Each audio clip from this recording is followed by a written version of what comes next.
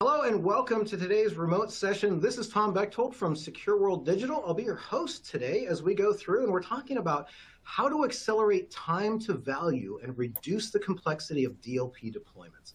Now, it's a mouthful, and I'm not a DLP expert at all, but I invited some really cool guests today that are. So they're going to help you guys get your arms around this topic because it is quite complex, like the title indicates. I want to say thank you to the folks over at Spirion for making today's remote session possible. And we got a lot of ground to cover. We might go over our hour, just kind of a heads up there. I'm going to try to get us all home before that if we can, but just a heads up there, we may go a little over today. So just a heads up. So who am I talking about? Who are these experts that we have today? We've got Mariah Jaworski. She is a cyber attorney, member from data privacy and cybersecurity at Clark Hill Law. Welcome, Mariah. We have Isaac Roybal. He is the Chief Marketing Officer over at Seclor. And last and certainly not least, we have Robert Server. He's the Field Chief Technology Officer over at Spirion. So we've got a great rounded group of folks here that are going to kind of help us dive in and tackle this DLP issue. But first, I want to get just some housekeeping stuff out of the way real quick. Today's slides, and we've got a great white paper, if I believe correctly, in the resource tab down there at the widget bar for you in the audience to check out. We're taking questions as we go through, so let's try to stump these folks. That's what you're here for, right? Not to stump them, honestly, but to try to get some information, right? Some education out of them. So we're taking questions periodically. I'll try to, most of them will probably be at the end. Certificate of attendance is available to download after about 50 minutes, so check for that. It is a pop-up, so if you have any issues, shoot me a quick email. I'll hook you up with a certificate PDF. Let's see, if you're having any audio or video issues, hit F5. That generally fixes most things. So if you see the slides freeze up or I'm not talking for some reason, which I know is rare, hit F5 and then you can hear me keep speaking. On demand, we're going to be recording this one today. So if you see stuff that you enjoy, you want to come back, maybe you're not taking notes, you want to come back to it, or share it with a colleague. This is my big thing. We don't have a silver bullet in security, but collaboration surely is pretty close. So if you want to share this information, please forward that link to any of your colleagues that you feel are maybe having a DLP issue, or just maybe they need CPE credits for that matter. Anyway, forward that and share. That being said, I'm going to turn things over to Miss Mariah. She's going to kind of give us a little bit of a download on the legal perspective around DLP. Welcome. Happy to have you here. Thanks, Tom. Good afternoon, everyone. As Tom mentioned, my name is Mariah Jaworski. I am a member with Clark Hill, where I work with businesses on the deployment and strategies for enterprise-wide data privacy compliance. So DLP, I'm here to really provide the legal framework and foundation for understanding DLP in today's day and age. And why do I say today's day and age? That's because there's been a lot of advancements in the law over the last 3 to 5 years, specifically when it comes to these comprehensive data privacy laws that have been enacted at the state level that now really require DLP to be viewed as one part of a larger data governance strategy. So I think historically, if we were having this conversation 5 years ago, we'd be talking about DLP strategies specifically as it relates to standing a business back up after a data breach, mitigating and minimizing risks associated with an intrusion or a data breach. But now it's important that we really understand DLP as one part of a larger data governance framework. Okay, so let's talk briefly about these state laws.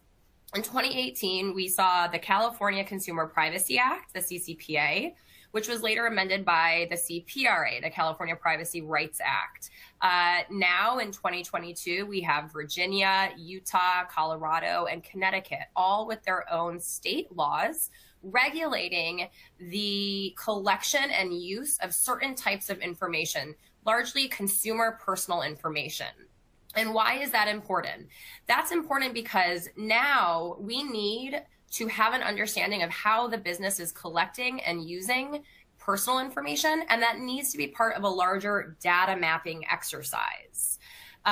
So as part of the data mapping exercise, we're really going to be looking at the different types of information the organization has, how it is storing and deleting that information. So we're talking about sort of location and life cycle.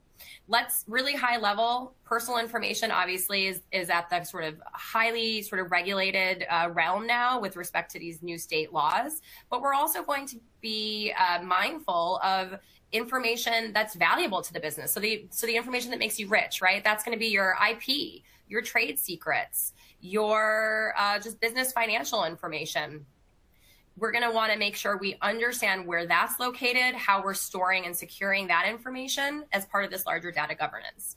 Then we're going to be looking at PII, PHI, PFI. That's information that's regulated by state and federal laws.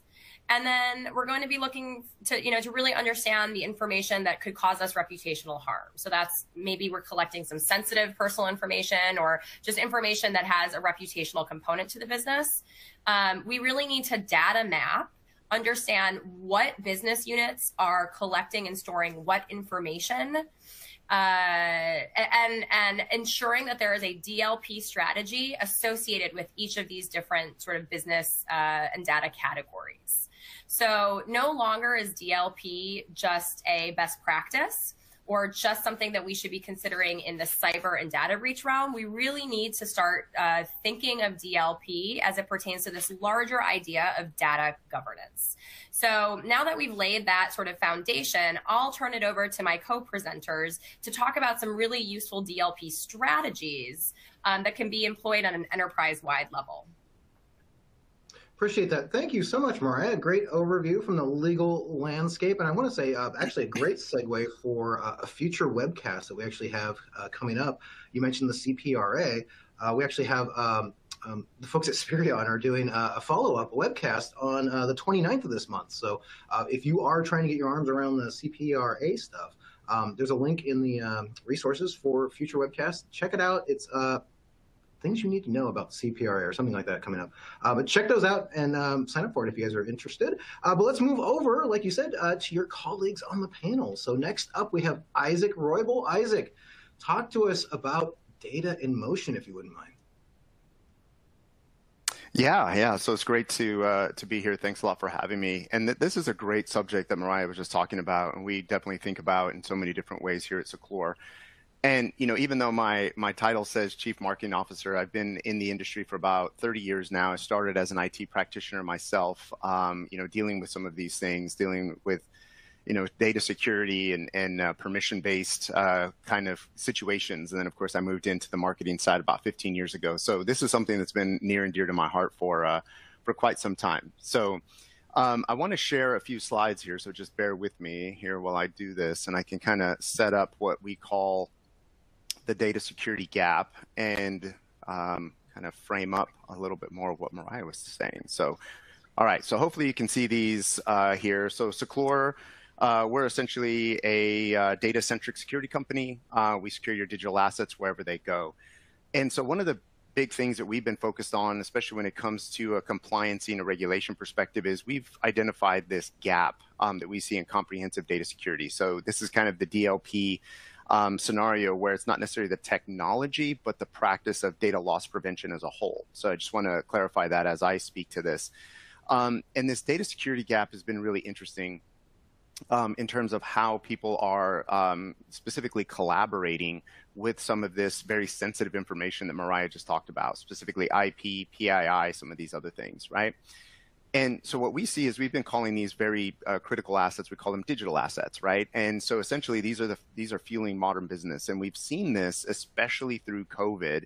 It's all through global collaboration, whether or not it's employee to employee, internally, remote work, vendors, suppliers, you name it, right? Everything happens through these transactions, and this data is becoming more and more essential and critical. But here's the most important thing. A lot of this is happening beyond the edge of the traditional network, beyond the four walls of your data center. And so this is a really scary thing. And as we've been talking to CISOs and some data governance folks, you kind of get that, oh yeah, how am I dealing with that as it flies outside of my network and it's outside of my control? And here's a couple of really interesting stats that we've come across that kind of frame up this challenge a little bit more. So Beyond Trust, this was back in 2019. So a couple of years old here, but the average organization has 182 vendors that are accessing their systems at any given time. So they're coming into the network, pulling some information out. But the question is, what are they doing? Why are they doing it? What kind of control and what's happening after? And more than half of those folks believe that there's been some sort of vendor-related breach, that has become a vector of attack or data exfiltration being pulled out of there. And when you put that at scale, just look at Procter & Gamble here. They have over 75,000 suppliers that they deal with throughout their supply chain. Think about the semiconductor industry as another one, especially when it comes to IP and some regulations that have been happening now in the United States about, foreign governments and using those kind of, or trading that kind of information back and forth. How do you stay on top of that? And so the whole point is that this data is on the move. It's no longer just, kind of just confined to the four walls, the way it used to be, or at least the way that a lot of systems have been designed. So the way we've been looking at it at Seclore is that essentially data itself is the new edge. When you share that information outside of your organization with a supplier, going back to the semiconductor industry, there's primary vendors, there's secondary vendors, and even tertiary. So as that data moves along, you have to treat that as the edge of your network and be able to not only secure, but understand what's happening to that data. So when that is on the move here, you got to ensure, well, is this appropriate business use? How do I keep track of unattended or unapproved use of this? How do I maintain the security controls after the delivery? And then more importantly, how do I revoke access if there is a breach or there's malice activity happening on that piece of data? Or if we end a vendor relationship, just saying, hey, thanks a lot, you did this project, now I need to revoke access to all of that IP or that PII or whatever sensitive data I gave you with those digital assets and be able to pull that back. So these are the 4 questions that we see a lot of our customers asking about today. And so when you think about this data security gap, I'm going to get into kind of the technology piece a bit here. And so everything on the left side here is really the perimeter, at least the way we've approached the perimeter today. And thinking about data loss prevention, DLP, data discovery, data classification, those are still absolutely required. You got to know what you have, you got to classify it, and then of course you got to prevent the loss of it. You got to prevent, data theft, or even sometimes it's not even malice, right? It's not somebody who's an insider threat trying to exfil IP to go sell to somebody else. It could be just some employee who doesn't understand that they're dealing with classified data and ends up sending it out in plain kind of plain text and email. And so when you have all these other things on the right-hand side, when you have file storage services out there like Box, Dropbox, Google Drive, AWS, Azure's cloud providers, the vendors themselves, going back to the previous slide of those questions, how do you maintain that? And so for us, when we really think about it, data-centric security has got to be a part of this holistic data strategy. So going back to Mariah's point about thinking about DLP as an overall data governance strategy, we feel the same way in terms of how data-centric security kind of fits in with these other technologies as well to create this holistic DLP strategy from that perspective. So the next question we get often is, well, what exactly is data-centric security? Well, so what it does is we actually, instead of having a perimeter, we actually build a perimeter around the data itself, if you will, and it carries it no matter where it goes. And it does it for every digital asset, no matter if it's internal or external. And it gives permission-based control for any user, any device, any app, any cloud, any file type as well. So it's not just limited to specific types of files. And so when you think about the data-centric protection, essentially we authenticate to make sure, are you a valid user within the construct to be able to access this piece of information? Most importantly, though, are you authorized to see this? And then we give access based off of policies. Can you read? Can you write? Can you print? Can you share? And we log all activity and audit every activity on that file, no matter where it goes. Again, whether it's internal or external. So going back to the regulation piece from an auditing perspective, we can tell you who, what, when, where, why, what they were doing with it, how often, and maybe somebody who does not have print access continues to try to print, and we can log all that and it gets sent back and say, why was this user trying to print this document 500 times, or why were they trying to screenshot it? We can also see that and prevent that from happening. Again, and we see every action for every user on that side of things. And what happens here is this allows you to react to threats from a security perspective, but also adapt to change on a policy perspective. So as new regulation comes in, you can understand where your policy is and then how you need to make changes to be able to meet that from that perspective as well. So again, quickly recap, protecting every digital asset wherever it goes through this granular policy access. We also have the auditing, very strong encryption on that side to make sure that we can secure it, again, for every app wherever it goes. And here are some of the things we can help on the threat protection and then the regulatory compliance. So we can help you get that information coming back from that point of view. And who is Secure? So we're about a 10-year-old company. We have 1,000 customers across the globe. We secure about 5 billion plus documents overall. So we're not just some fly-by-night kind of startup. So we've been at this for a while and helping folks from all over the world. And so with that, I will stop sharing and go back here and turn it over to my colleagues so we could talk about the other side of this. So I talked about data in motion outside. I believe we're going to talk about data at rest now and how to take care of that. Perfect. Thank you, Isaac, so much. We're going to turn things over to Mr. Rob Server. Rob, the floor is yours, my friend. Thank you, sir. Thank you, Isaac. And as I switch over, I do have a few slides to go to as well. Rob Server, Field CTO at Spearman. I've had multiple roles in the organization. And the thing that shocked me, Isaac, thank you so much for this, is stating that you're still 5 years older than I am corporate-wise, because I don't know how this number got this high. 25 years IT experience, very similar to you, multiple roles in InfoSec and IT practitioner as well. So I don't know how that number got so big, but it is what it is. Why is data at rest so important for DLP? Well, it's a proactive approach rather than a reactive one, and it affords a greater view into the why that the data existence is by looking at it more deeply than traditional methods are. So it's really kind of the step one for solving the process with which we want to get our customers to meet compliance. They come at us with some sort of pain or requirement. I need to solve this problem. I need to meet this compliance regulation. Well, how do you get there? It starts with understanding data discovery and understanding what you have so you can then classify that data, understand the data, apply the appropriate controls, and then reach compliance and attest to that.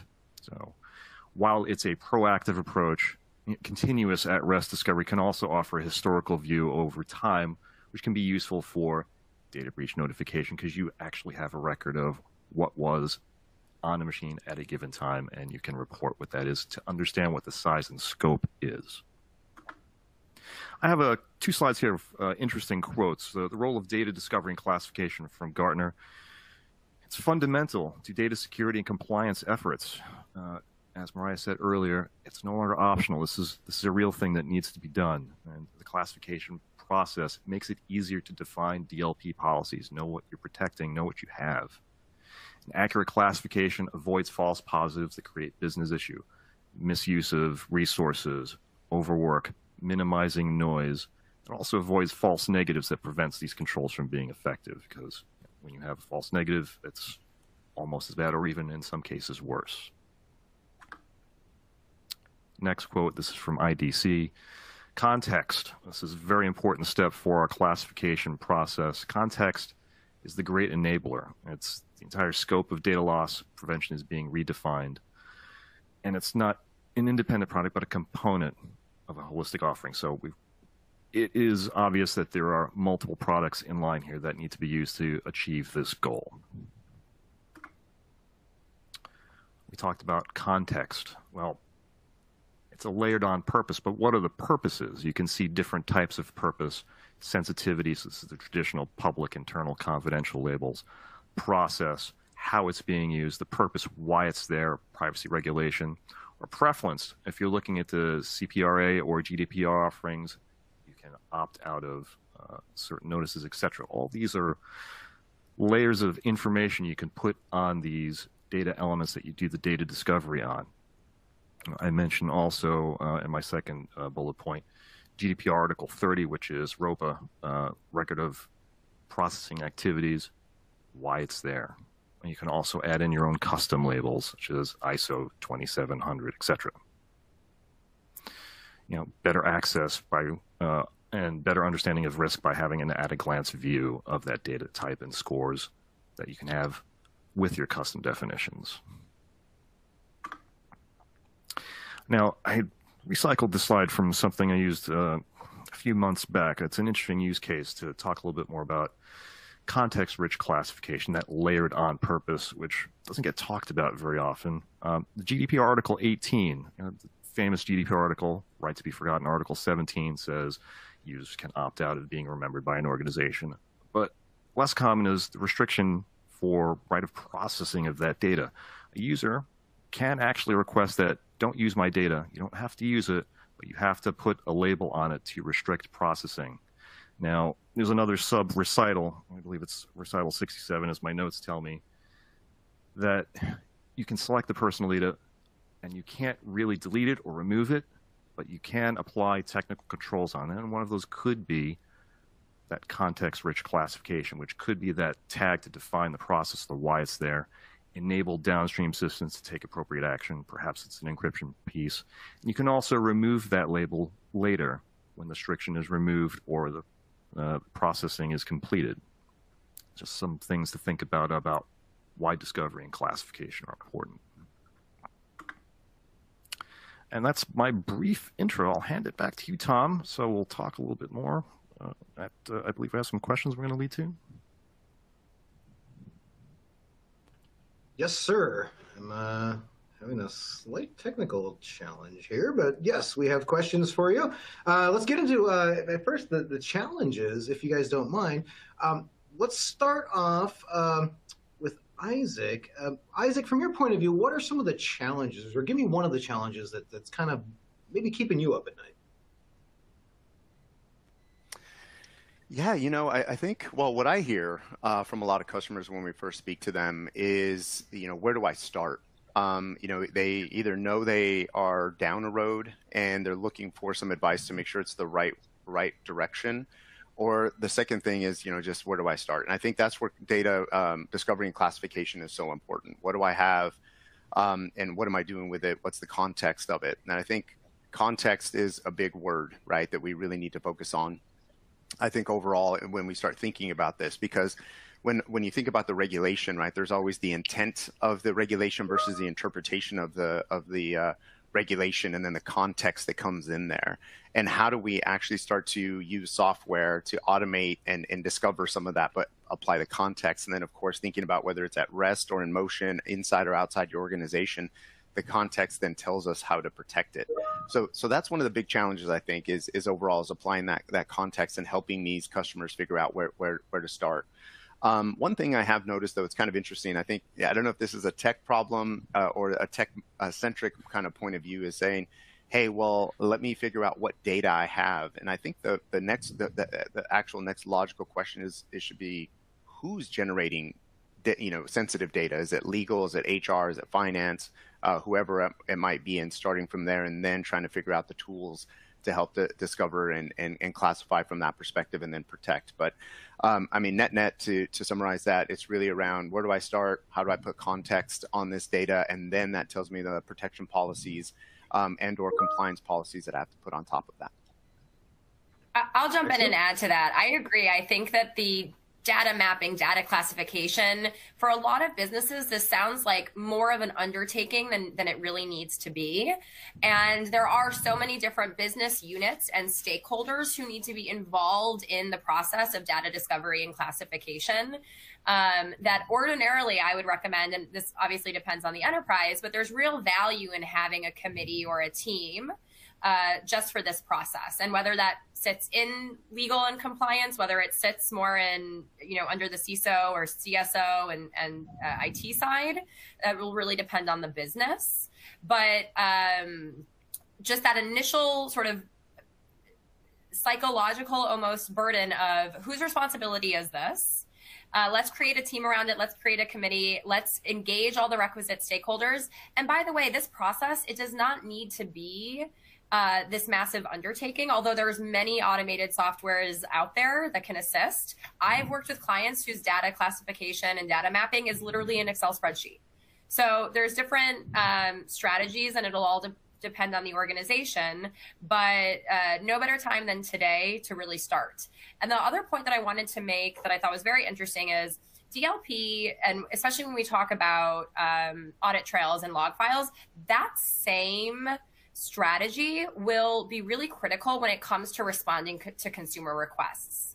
So there was discussion earlier about the GDPR, about the right to be forgotten, the right to restrict processing of personal data. We have those same or similar rights in state, California, the CPRA, the CCPA, Virginia, Utah, Colorado. Those same rights are now going to exist in the United States. And regulators, and I've already seen this, consumers have said, I asked you 2 months ago to delete my data. Where is your evidence that this process has been undertaken?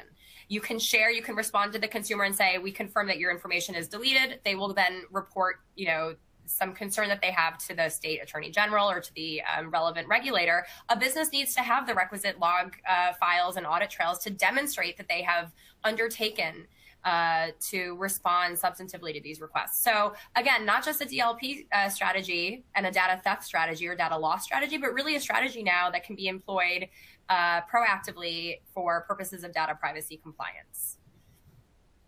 Got it. I'll follow up with this question to tie us off on this. And I think Isaac, from the technical perspective, hit the nail on the head. Where do I start is probably the most important question I hear from our customers. To add in other things, I think know your baseline, know what your business does really, and be honest with what your limitations are in an organization. Understand, and this one's key, your interdependencies between your process, your systems, your people, to make sure you don't have any hang-ups later. That's probably what I would add on as another big key problem we have is we're going to do something. What is it? And understand what it is we're going to do.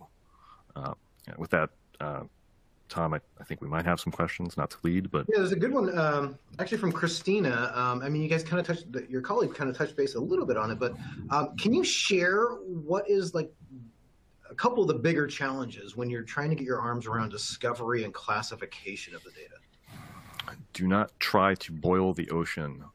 Try to discover and understand what's most important and what really is sensitive information.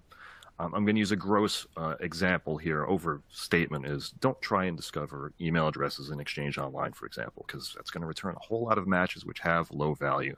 But if you're looking for GLBA compliance, for example, in the United States, looking for all that banking information, PAN information, passwords, those high value indicators are going to get you a lot farther and are also most likely to bring you into compliance with what you're looking for with other PII, the second tier, I like to call it, PI information, like the email addresses and telephone numbers, because you'll already have that context. Don't boil the ocean. Great advice, honestly, for a lot of stuff. Thank you, Rob. I'm going to shift gears here a little bit. If you're out there in the audience, keep those questions coming in. Thank you, Christina, for yours. Actually, real quick, before I get into our next one, we actually had a question from Mike. He wants to know, how do the Seclor and Spirion products mesh together to deliver value? You guys want to tackle that real quick? Sure. If you want, Isaac, I can start off, and you can follow up if you'd like. Yeah, please do. Sure. So the specific integration for Spirion and Seclor is we do the data discovery, we have our accurate matches through our Anyfind technology, and we can engage Seclor directly by executing a script to call the encryption directly on the file that's in question, so you have that accurate understanding of both what's in the file and can attest that the action has been resolved by Seclor to add their encryption engine. It's very simple. Yep, pretty straightforward. Yeah, I have nothing to add there. Excellent. Okay. Let's move on to zero trust. So we hear this all the time, but I mean, as I was listening to Isaac and he was showing his cool slides, I just kept thinking zero trust, zero trust, zero trust. So Isaac, if you wouldn't mind, kind of unpack this a little bit of how that plays into a successful DLP strategy. Well, yeah, what's the old saying, trust but verify, right, kind of thing. And, it's unfortunate that, we kind of live in that world, but that is, unfortunately the world we live in. And so I think, part of this is, especially when we start thinking about data as the new edge, right? It's not an environment that we can control anymore. The data is on the move. That is the nature of the economics that we live in today. So when you think about, zero trust, again, it's really thinking about, well, how can I still, keep the business moving in a frictionless way, or at least the least amount of friction as possible. while still being able to achieve my business goals. And I think that's where zero trust comes in, right? We got to be able to say, hey, well, prove that you are worthy, if you will, until you can start using this data. So with the way we've architected Seclore from a data protection perspective, we're taking that down to the data layer itself by using some of the encryption, but then of course having the logging on top of that. And we don't see ourselves as a zero trust type of solution, and there is no one solution, to be clear, in the market, right? Zero trust is really a methodology, it's a practice, it's the way you approach data and network and kind of just cybersecurity in general. And so we just think about ourselves as a component of that, and how we can execute it at the very minimum kind of data layer from that side. But again, the most important thing is going back to what Mariah said in terms of having that logging and understanding what's happening with that, to understand, to make sure that, hey, I have a zero trust policy or approach. Is it actually working, right? That's the big challenge, I think, for a lot of folks in cybersecurity and data protection in general, whether it's governance or not. It's how do I have visibility into what's happening? And then how do I take action? So it's always, hey, I'm going to take an action. I'm going to put in some sort of policy or methodology like zero trust. Then I'm going to go and implement it. Is it working or not? Do I have that visibility to then take refinement and action on top of that? So when you think about DLP in general, there is the security aspect, but also the logging aspect that I think, that with Spirion and Seclore, the way we're actually kind of working symbiotically together can provide this comprehensive solution, not only from the visibility, but the action perspective, and then the visibility and action perspective again, as you have these iterative loops to improve that security posture from a zero trust perspective. And that's such a critical point, the actual action perspective, because when we deal with regulators and we have sort of to represent clients and sort of demonstrate compliance, it's no longer just that they have the zero trust policy in place or they have the security policy in place. There are going to be questions asked. Well, what are the practices? How are you enforcing this policy? How are you auditing and ensuring compliance with it? So that sort of action focus, I think, is really critical. Got that. I also like to bring to light, love all the comments by both Mariah and Isaac. That's awesome and really important. Data integrity, which is called out as tenet number 2 on ZTA, if I recall correctly, NIST 800-207, I believe it is. Data integrity is part of the CIA triad for confidentiality, availability, and integrity. We have to make sure that that balance, to Isaac's point, that it's both available, confidential, and has integrity, and also maintain that logging for continuous improvement. So I'm repeating both what you've said here. It's so very important. And that every data source is in scope if it's a part of your resource in your organization. Excellent. Thank you all. Let's see here. Any questions audience-wise with zero trust? Not so far. Okay, let's move to our next category, insider threat.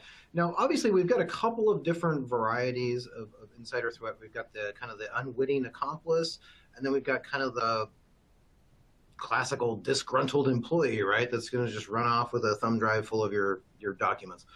Let's just address that. How does that play into having a holistic approach, right? Let's start with Rob. Insider threat. What are you thinking about with that?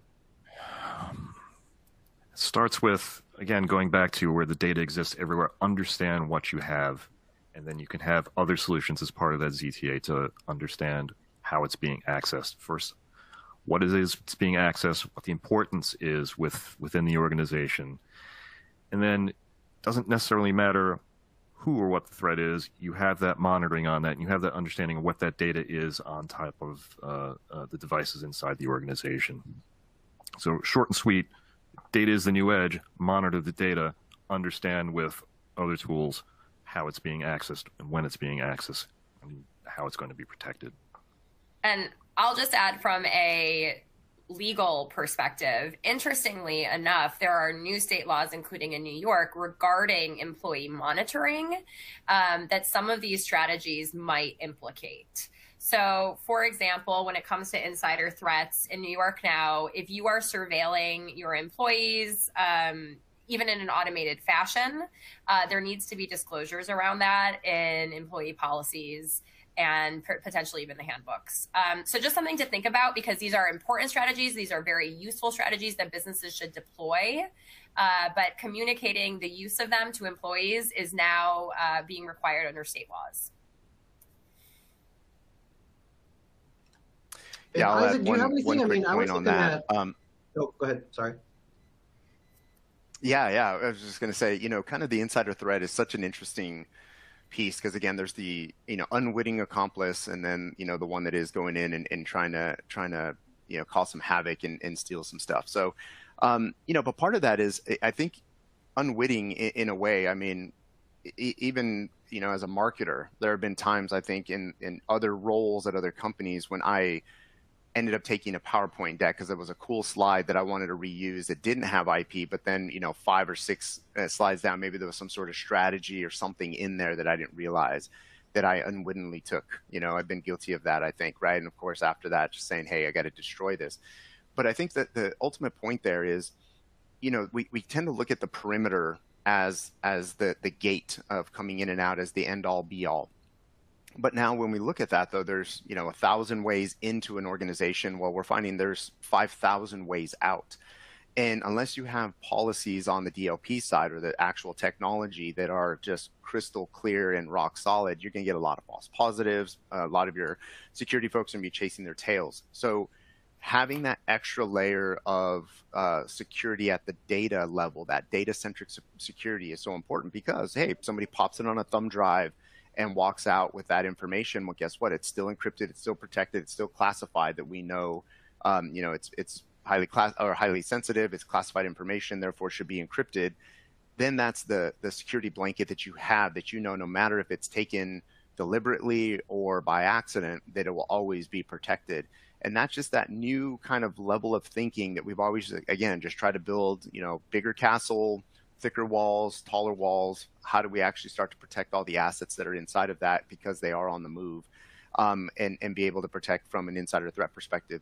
And going back to a policy perspective, if you have to let folks know, with these new regulations that we are monitoring your behavior, essentially now you can just take it down to the data itself and say, well, we're monitoring these specific pieces of information that you're interacting with, not necessarily everything else that is classified as regular data or non-sensitive data. So I think that helps from a management perspective as well. And from an automation perspective, you can put the policies on this specific classified information as well. So it eases the burden, I think, on multiple different levels, right? Not only from the administrative perspective of rolling that out, but from a legal perspective to ensure, yes, I'm compliant with the law because I'm doing these specific things, and I can actually show and document these things if I ever had to pass an audit from that point of view. So the point is, data-centric security is absolutely a must, because now instead of monitoring a perimeter or a person, now it's all about the data itself.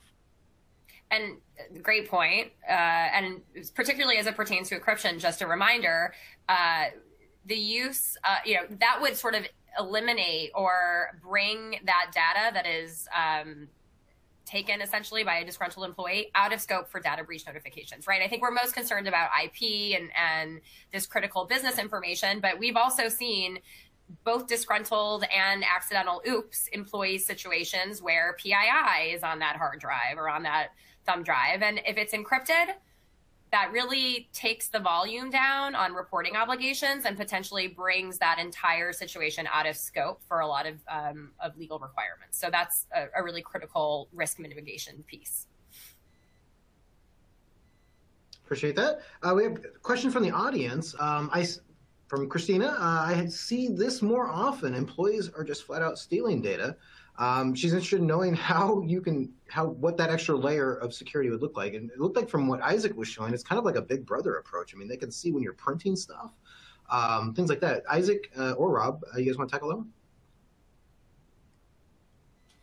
Yeah, I'll jump in quickly and then defer to Rob on some of it. So again, it's that extra layer. I think it is down to the data layer itself, and understanding and monitoring how that data is being used, excuse me. And by the way, we're not advocating that encrypt everything or monitor everything. It is just the most sensitive digital assets that you have, the most important things, whether it is PII or intellectual property or whatever it might be. I mean, we have a few customers that are literally just saying, hey, we need to protect these crown jewels. We need to monitor who has been using it, what the chain of custody looks like, if you will, right? When it's been modified, who modified it.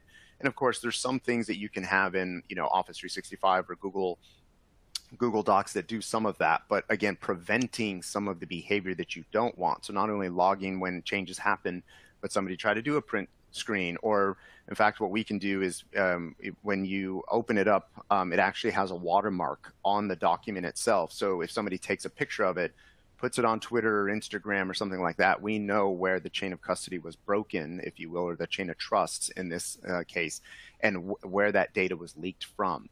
So having that extra layer of security to say, now not only we know who, what, where, when, why, we can actually help and make and send that information back to you, so you can make the decisions that you need to enact, whether it's disciplinary actions or modifying your security policy on the data itself, or any kind of legal risks that Mariah was just talking about on that side. So again, I think adding in that data-centric security layer is becoming absolutely critical, because of how porous, I guess, our perimeters have become in a necessary way, to enable collaboration. So, Rob, I'll turn it over to you.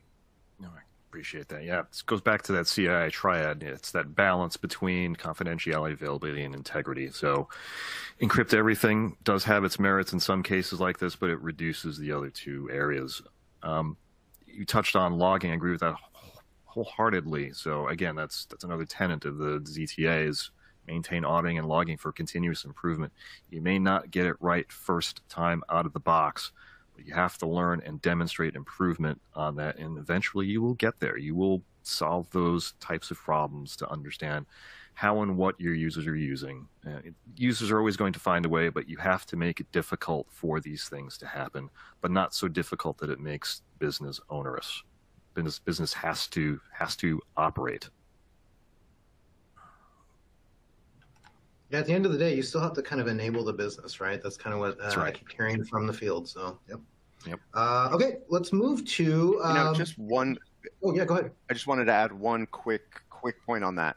What's interesting, I think, from an evolution perspective, and I think this goes back to the dawn of human history, we've always had to struggle with this balance of usability versus security, right? Always, right? You have a suit of armor, you're going to lose some usability, dexterity, if you will. And I think we're in the same situation right now with security in general, and as we start to think about DLP overlaid with regulation and still trying to drive the business. So trying to find this middle ground where you can get as much usability as possible while you still have security. And that's one of the things I think, with Spirion and Seclor and the way we partner together is really finding that middle ground as best as possible, and then having that logging so you can find, tweak, and tune, so you understand, oh, yeah, we got to get this just right, or that person actually does need a print. They've been printing and there's actually a business need, and we can actually monitor that they're not able to do that. So finding that critical balance is tough, and there's a little bit of trial and error. But again, I think taking a data-centric approach layered in with some of the other perimeter-based approaches gets you kind of that balance that you need in this kind of modern workforce and era that we're in today. Well said, Isaac. Thank you. Yeah, definitely. Good ad. Let's move over to You've Been Breached. What do you do now? All right. So I'm going to actually let Mariah kick this one off, because when do we really want to get the lawyer involved at this point, right? So talk to us about that.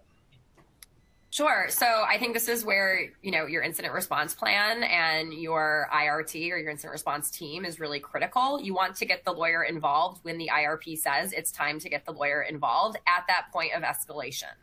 And I say this as a reminder to all security professionals on the webinar today, but there's this heightened risk around incident response that has emerged over the last few years. And I think that the best thing a professional can do is work and act in allegiance with existing policies. So this goes back to the earlier point that Isaac made. It's not just having the policies, it's actions in accordance with the policy. So at the point of escalation, where an associate general counsel is involved, where internal GCs are involved, or maybe where outside counsel is retained, that should be specified in the policy itself. And then at that point, the attorneys will work to both establish a framework so that the incident response process can occur under the guise of privilege, right? There are really important reasons to have counsel involved, including that we want to protect some of our actions from potential disclosures to regulators and potentially plaintiffs' counsel down the road. But also we want to have a legal determination as to whether or not this is a reportable breach. So that's when we'll be looking at exactly what occurred, what type of information was potentially accessed or exfiltrated. These are where your cyber attorneys, know all the 50 state laws on data breach notifications and thresholds. And so that's pretty critical.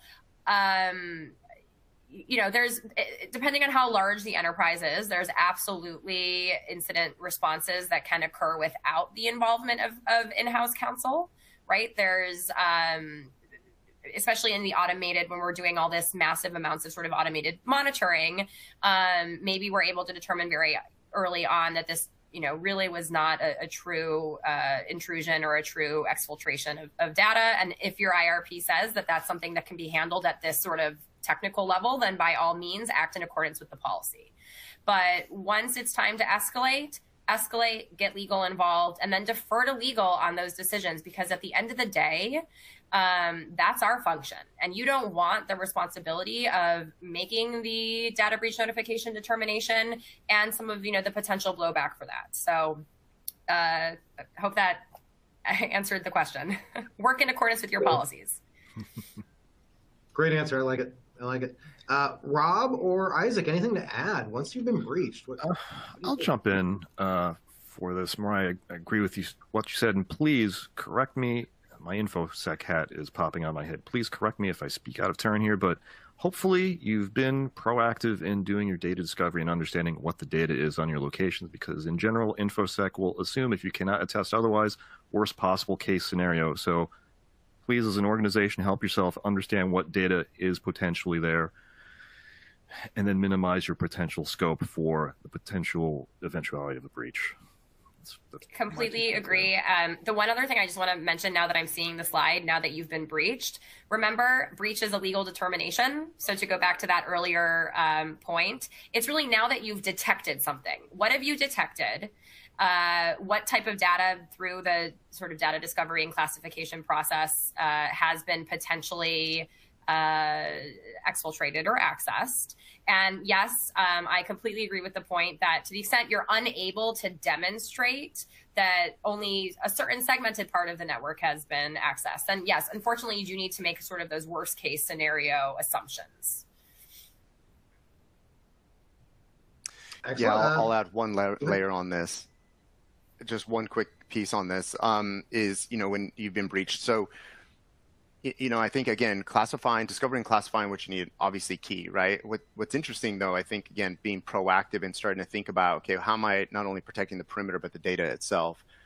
One thing that we've noticed, and a couple of CISOs kind of have this like light bulb moment. They say, well, if I have data-centric security and the data is encrypted and protected and I can log it, so I know it's there, I have it in this specific little vault, if you will, but somehow that vault is penetrated and within my network, and somebody's exfilling that data and they try to access it, I can see that? And we're like, yeah, you can see that. And they go, well, wait a minute, it's encrypted.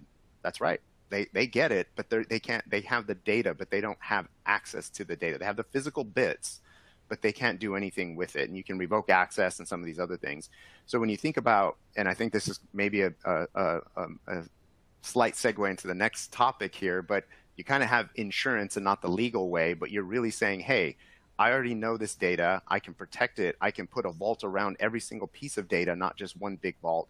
And that's another layer of protection that if I do get it, or it does get breached and it does get exfilled, I can still know and have peace of mind that it is protected as well.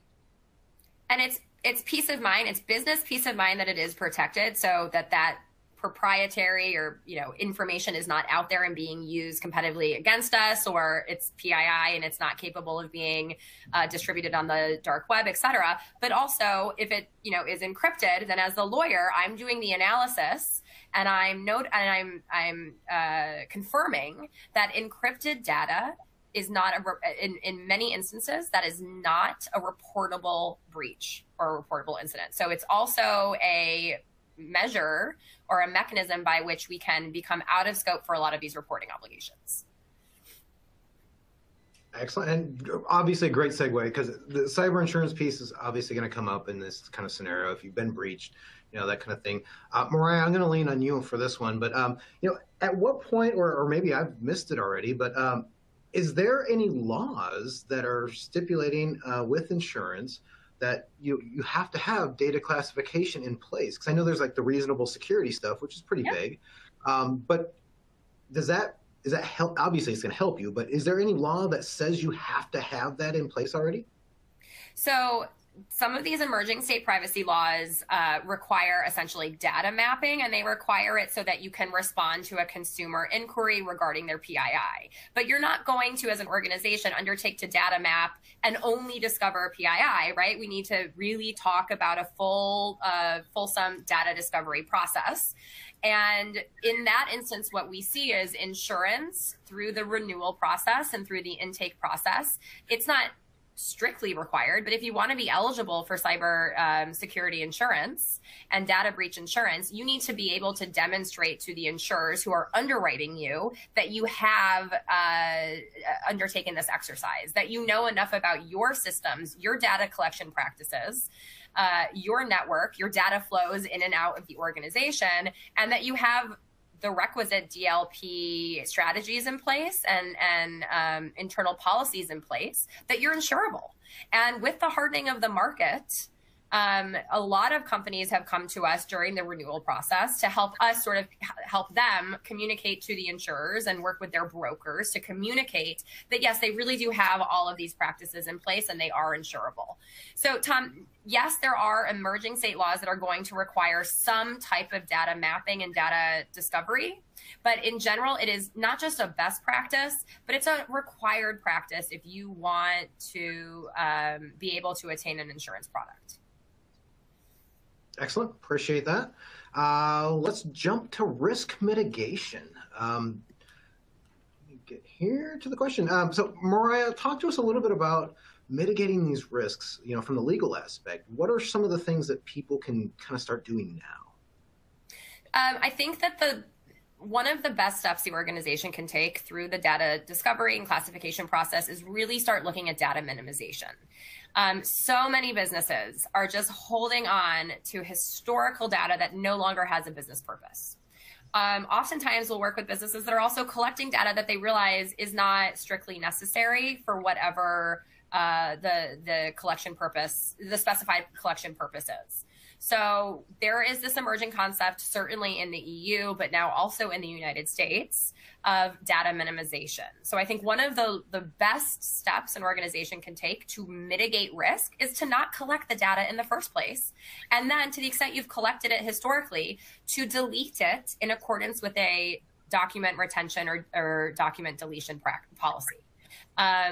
So I think really enforcing existing deletion and retention policies is important, and not collecting the data in the first place or in the first instance is also going to be important for risk mitigation. But just because you can collect it doesn't mean you should. Totally. Rob, Absolutely. what do you got? I'm not sure I have anything. That was actually perfect, and it's surprising how common that is in industries today, where you have information sitting there. I can't even call it knowledge at that point. That's been there for 5, 10, 15. I've seen 20-year-old documents sitting that's been migrated from file share to file share that most likely cannot have any value and does have PI in it. Please get rid of it. Immediately. Because, I mean, the other thing is, you want to talk about turning a 3-month data mining practice, during an incident response into like a 9-month data mining exercise. That's one way to do it. And that just adds costs. It adds reporting obligations onto the business in the data breach context. It really just increases your risk. Yep. Good to hear. Good to hear. Okay, let's go. I just want to reiterate. Go ahead, Isaac. I want to reiterate just one quick thing that Mariah said earlier in the talk here, and I think risk mitigation, there is, of course, the data. That was brilliant. Don't store the data, but getting that internal alignment from the very beginning. I think, no matter what tool or piece of software you get, it's just a reflection of the process that you put in place, right? And making sure that you actually have continuity throughout all of that, and understanding when folks are coming in and out of the organization and that continuity is maintained, right? One of the biggest lessons I've ever learned in my life, best piece of advice that was given to me, was conflict comes from misaligned expectation, right? Well, I would say risk also is exacerbated off of those misaligned expectations and lack of continuity within there. So, getting that right from the very beginning, then everything else flows from, a process, an incident response, and the tools that help keep you safe and protected from that point of view. Excellent. One thing I was going to say actually earlier was you guys were talking about the incident response plans. Don't put those online. Have that somewhere printed out, hard copy somewhere. One thing I think people forget often is that, oh yeah, we have it on the server, and like, well, yeah, the bad guys have it now too. That's great. So keep that in mind. But let's not just that, Tom, but I've had instances where they've said, in a ransomware context, our IRP is online. We can't even access it. So you have to have it printed out. Your CERT, your incident response team needs to have printed out copies of the IRP. I could not reiterate that more. Yeah. And I know some law enforcement guys, honestly, guys and gals, there's tons of them out there, and they can come and help you as well. So anyway, that's all I'm going to say about that.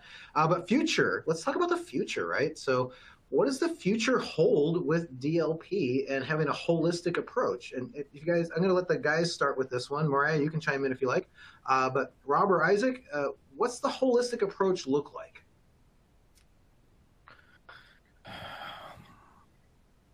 I know that's going to be longer than 5 minutes. But... Go ahead, Rob. Yeah, that's a tough one. But go ahead, Rob. Keep it short. Yeah. Look at NIST 800-207 ZTA. It really is, and especially not the pillars, the tenets. That's the direction this is going. So authorization and authentication, understanding your communication and baselines, providing least privileged and per session. There was another challenges we opened up with. My goodness, please enable MFA. It's cheap and easy and punches above its weight for effectiveness. Do the needful things up front. Make your data discovery, classification, data retention, encryption process easier down the line by doing the needful things first.